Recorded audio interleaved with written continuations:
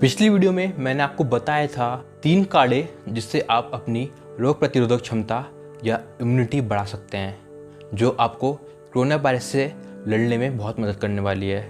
जैसा कि आपने देख लिया होगा, फ्लाइंग बीस्ट का एक ब्लॉग आया था जिसमें उन्होंने काढ़ों की महिमा या उनकी इंपॉर्टेंस के बारे में बताया था, और साथ ही में राठी जी का एक ब्लॉग आया था जिसमें सीमा जी, जो खुद कोरोना वायरस से इन्फेक्टेड थी, उन्होंने अपना एक्सपीरियंस बताया।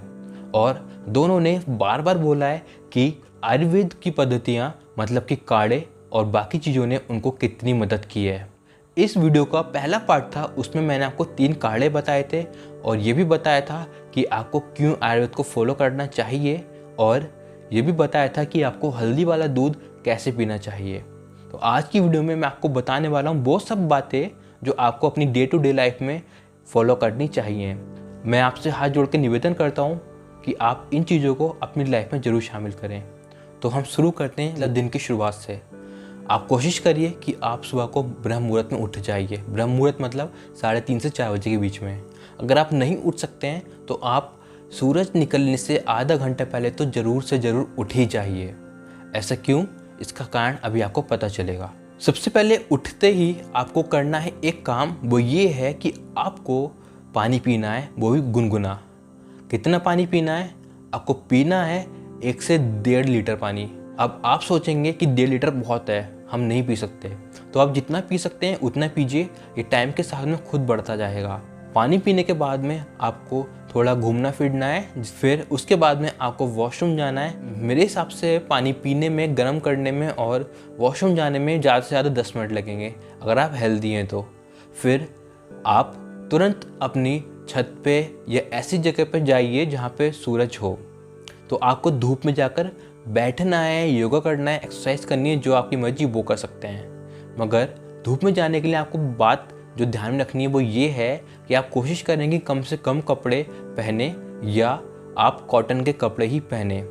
दूसरी बात, आपको धूप में कम से कम 20 से 25 मिनट बैठना ही बैठना है। इसके 2 फ़ायदे हैं। पहला, धूप जो होती है वो सैनिटाइज़र है, दुनिया का बेस्ट सैनिटाइज़र है। दूसरा, आपकी बीमारियां जो विटामिन डी से होने वाली हैं वो ख़त्म हो जाएंगी। स्किन से रिलेटेड जितने इन्फेक्शन हैं वो ख़त्म हो जाएंगे।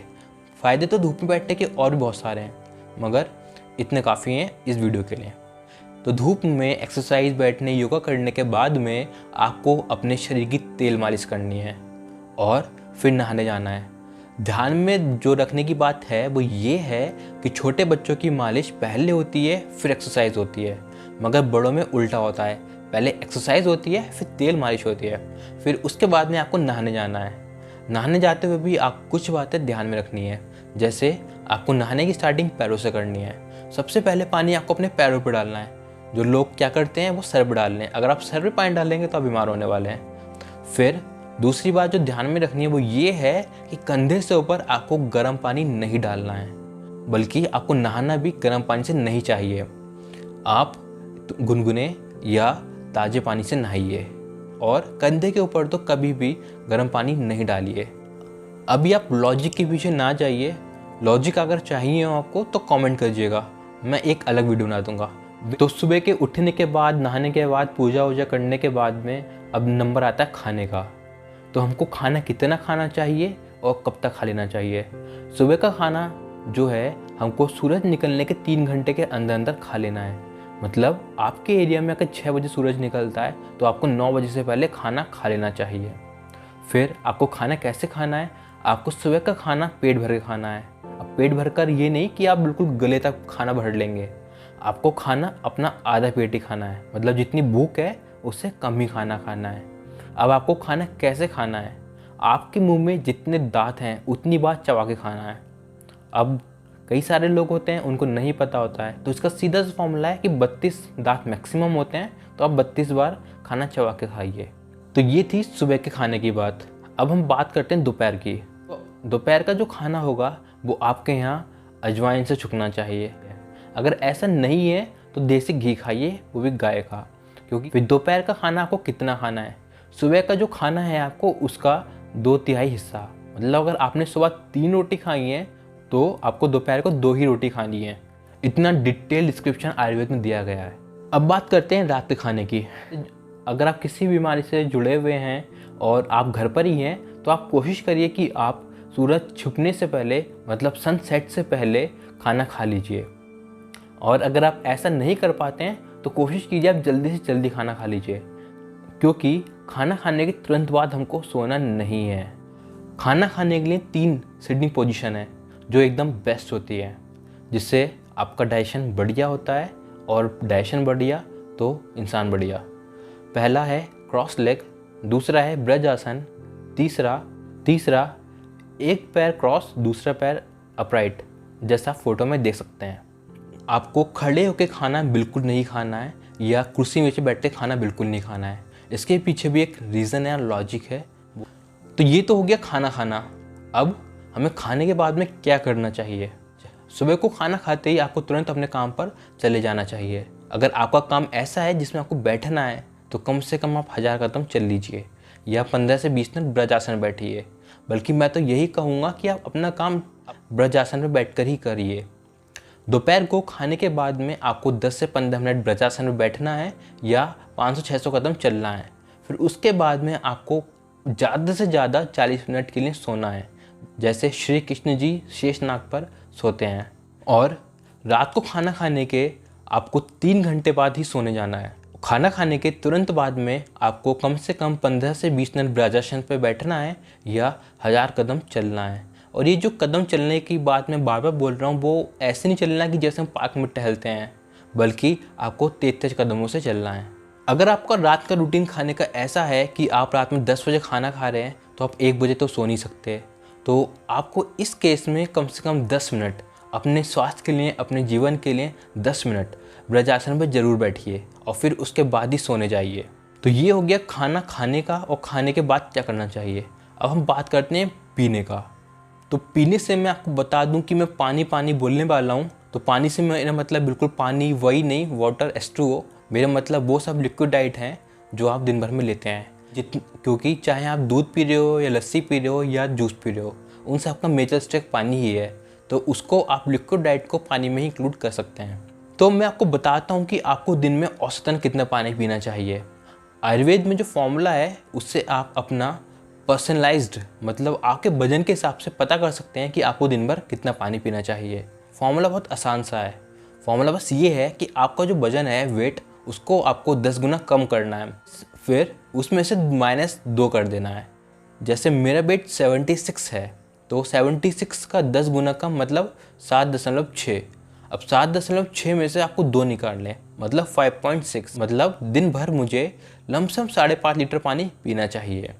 तो ये तो हो गया कि 24 घंटे मुझे कितना पानी पीना चाहिए। अब हम बात करते हैं कि हमें किस समय पर कितना पानी पीना चाहिए। सबसे पहले ही उठते ही हमको 1.5 लीटर मैक्सिमम पानी पीना चाहिए, जैसा कि मैंने आपको बताया। और ये पानी ही होना चाहिए, कोई जूस वूस नहीं या दूध नहीं, पानी मतलब पानी। तो सुबह को उठते ही हमें अपने वजन के हिसाब से निकले हुए पानी का 1/3 हिस्सा पानी पी लेना चाहिए। मगर हमें ध्यान में एक बात रखनी है कि हमें सुबह को उठकर ज़्यादा से ज़्यादा 1.5 लीटर पानी पीना है। ऐसे बहुत सारे लोग होंगे 1/3 पानी 1 लीटर के आसपास आ सकता है। ऐसे ही बहुत सारे लोग होंगे जिनका सुबह का 1/3 पानी 1.5 लीटर से ज़्यादा आ सकता है। तो अगर आपका पानी 1.5 लीटर से ज़्यादा आता है तो आपको ज़्यादा से ज़्यादा 1.5 लीटर ही पीना है। दूसरी बात जो हमें ध्यान में रखनी है पानी से जुड़ी, वो ये है कि शौच से आने के तुरंत बाद हमको पानी नहीं पीना है। और अगली बात ये है कि कोई भी इंसान, उसका वजन चाहे कितना भी हो, उसको दिन में कम से कम 3 लीटर पानी पीना चाहिए। क्योंकि कुछ लोग ऐसे भी होंगे जो इस फॉर्मूले से निकालेंगे तो उनका दिन का पानी 3 लीटर से कम आए, मगर उनको भी दिन में कम से कम 3 लीटर पानी पीना ही है। तो ये तो हो गया सुबह का। अब हम बात करते हैं खाने से पहले और खाने के बाद में। अगर आप अच्छी एक्सरसाइज या योगा करते हैं तो आप खाने के 1 घंटे बाद पानी पी सकते हैं। अगर आप एक्सरसाइज योगा कुछ नहीं करते, कोई मेजर वर्कआउट नहीं है, तो आपको पानी 1.5 घंटे बाद ही पीना है। और आपको खाने के पहले, चाहे आप एक्सरसाइज करते हो या ना करते हो, 1 घंटे तक पानी नहीं पीना है। अगर आप अपने खाने में 2 अन्न का इस्तेमाल करते हैं, जैसे गेहूं की बनी रोटी और चावल, तो आपको पहले रोटी खानी है। रोटी खाने के बाद में आपको 1 घुट पानी पीना है, फिर उसके बाद चावल खाने हैं। और कई बार ऐसा होता है कि खाना खाते खाते हमें फन लग जाता है, तो क्या करें? तो पानी तो पीना ही पड़ेगा। जी हाँ, आपको पानी पीना पड़ेगा, मगर कौन सा? अगर आप सुबह को नाश्ता कर रहे हैं तो आप जूस पी सकते हैं, नींबू पानी पी सकते हैं। अगर आप दोपहर का खाना खा रहे हैं तो आप लस्सी पी सकते हैं, मट्ठा पी सकते हैं, नींबू पानी पी सकते हैं। और अगर आपको फंदा रात के खाने के समय लगेगा तो आप नींबू पानी पी सकते हैं या आप दूध पी सकते हैं। अब आपने एक बात ध्यान दी होगी, मैंने सुबह को बोला जूस, दोपहर में बोला लस्सी और रात को बोला दूध। तो आपको इस ऑर्डर को इसी तरह फॉलो करना है। अगर आप इस ऑर्डर को इसी तरह फॉलो नहीं करते हैं तो आप अपनी आदतों को चेंज कीजिए, चाहे वो आपको सुबह को बच्चों को दूध पिला के स्कूल भेजना हो या रात में उनको जूस देना हो। तो ये तो हो गया पानी पीना। अब पानी कैसे पीना है? पानी पीने के 2 ही तरीके हैं, पहला बैठकर, दूसरा जैसे हम पियाओ पर पीते हैं, मतलब हमारे पैर सीधे और कमर आगे को झुकी हुई। खड़े होकर पानी बिल्कुल नहीं पीना।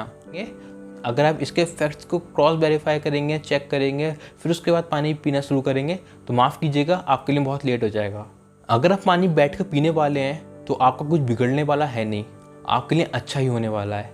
एक मोटी सी बात कहूँ तो आजकल हर्निया का ऑपरेशन आपने देखा होगा दिन ब दिन बढ़ते आ रहे हैं। उसका और कोई कारण नहीं है, उसका कारण यही है कि वो लोग खड़े होकर पानी पीते हैं।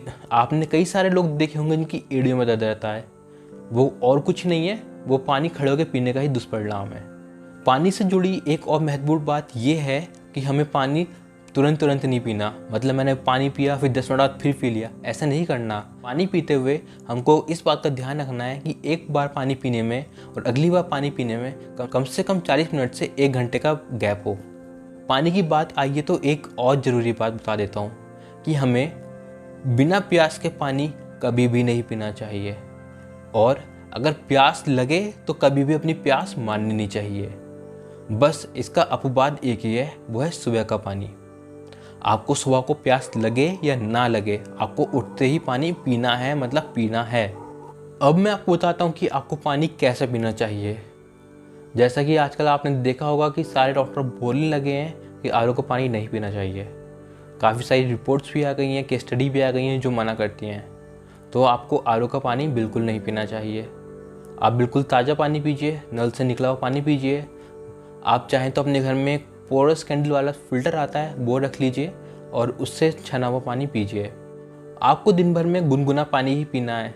राठी जी के ब्लॉग में सीमा मैम ने बताया है कि उनको भी वहाँ पे हॉस्पिटल में गर्म पानी दिया जाता था। तो आपको गर्म पानी कब पीना है, किस मौसम में पीना है, इसकी जानकारी भी आपको होनी चाहिए। हम साल के 10 महीने आराम से गर्म पानी पी सकते हैं। गर्म मतलब गुनगुना। बस ध्यान में ये रखना है कि जब पारा मतलब टेम्परेचर 40 डिग्री से ऊपर पहुंच जाए तो हम गर्म पानी मतलब गुनगुना पानी ना पिएं, हम ताज़ा पानी ही पिएं। अगर आप बीमार हैं तो आप गुनगुना पानी पी सकते हैं। मतलब मोटी सी बात यह है कि अगर आपके घर के टेम्परेचर का या आपके वर्किंग स्पेस का टेम्परेचर बहुत हाई नहीं है तब भी आप गुनगुना पानी पी सकते हैं। अगर मैं इस बात को कंक्लूड करूं कि अगर आप धूप में काम कर रहे हो या बहुत गर्म एरिया में हो, जहाँ पे आप गर्मी में हैं, वहाँ पे आप गर्म पानी नहीं पीजिए। पानी से जुड़ी एक और महत्वपूर्ण बात, सुबह को पानी खौला लीजिए, उसको घड़े में भर दीजिए और उसको दिन भर पीजिए, कोई दिक्कत नहीं। जाड़ों में आपको पानी कैसे पीना है? जाड़ों में आपको सोने के पात्र का पानी पीना है। अब सोने का पात्र मतलब सोने का फ़िल्टर नहीं, कोई भी फ़िल्टर लीजिए, नॉर्मल फ़िल्टर लीजिए, जग लीजिए, कुछ भी लीजिए, उसमें आप एक नाक के सामान्य छोटा सा सोने की रिंग, छल्ला जो भी है वो आप डाल दीजिए।